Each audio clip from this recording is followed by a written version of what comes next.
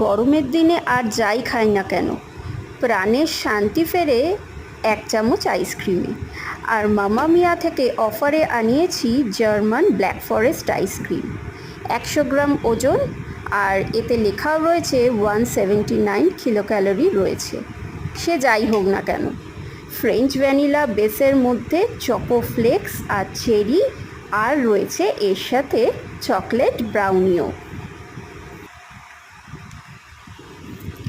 Ice cream বলাটা হয়তো technically একটু ভুল হবে, কারণ এটা হলো ইটালিয়ান জিলাটো। আর এর স্বাদ যে আমাদের নর্মাল আইসক্রিমের থেকে একটু আলাদা, সেটা মুখে দিলেই মালুম দেয়। যা গরম পড়েছে, ফ্রিজে যদি এই রকম একটা ইয়াম্মি জিলেটো বা আইসক্রিম থাকে তাহলে ক্যা বাত। সারা দিন গরমের পর উফ, এক চামচ মুখে দিলেই যেন চরম শান্তি। আর স্বাদ যে মুখে লেগে থাকার মতো, সে আর বলার অপেক্ষা রাখে না।